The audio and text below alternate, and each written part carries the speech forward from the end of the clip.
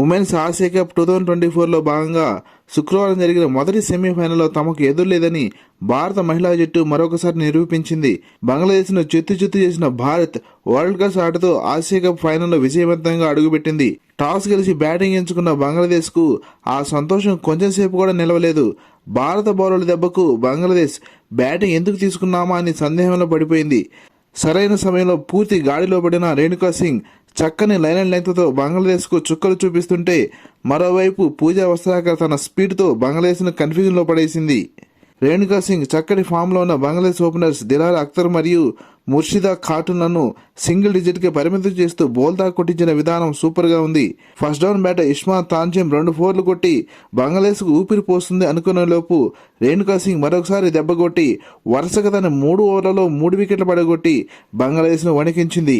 అమ్మయ్య, fast bowler spell అయిపోయింది. Spinners బౌలింగ్లో ఫ్రీగా ఆడొచ్చన్న ఉద్దేశం ఉన్న బంగ్లాదేశ్కు షాక్ ఇస్తూ రాధా యాదవ్ తన మొదటి బంతినే ఫుల్ డెలివరీగా వేసి రుమానా అహ్మద్ను బౌల్ చేసిన తీరు ఎన్నిసార్లు చూసినా అద్భుతంగా ఉంటుంది. ఒక పక్క రాధా యాదవ్, మరొక వైపు దీప్తి శర్మ, వీరికి తోడు తనుజా కన్వర్ డాట్ బాల్స్తో బంగ్లాదేశ్ను అల్లాడించారు. ఈ మ్యాచ్లో ఇండియా బాగా ఇంప్రూవ్ చేసిన అంశం ఫీల్డింగ్. అద్భుతమైన డైవ్లు, ఎక్సలెంట్ క్యాచెస్తో టాప్ క్లాస్ ప్రదర్శన అందించింది. షఫాలి వర్మ ముందుకు దూకుతూ పట్టిన క్యాచ్ సూపర్.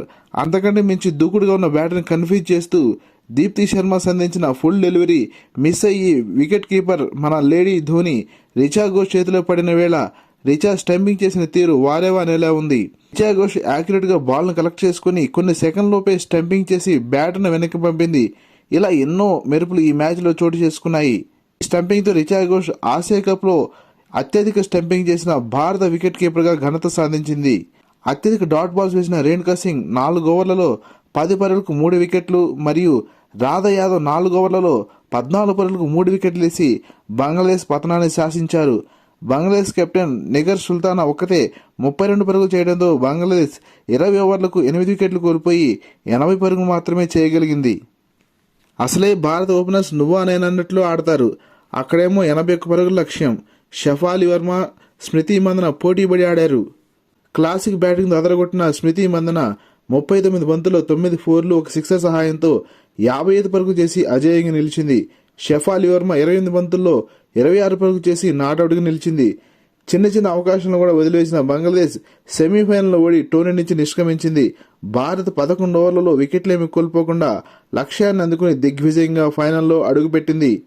మనం గత వీడియో అనాలిసిస్లో చెప్పుకున్నట్లు నరాలు తెగి ఉత్కంఠభరితంగా సాగిన పాకిస్తాన్ వర్సెస్ శ్రీలంక మధ్య జరిగిన మ్యాచ్ రెండో సెమీఫైనల్ వీడియోను మీరు చూడవచ్చు. Thanks for watching. Kindly like this video and subscribe the channel.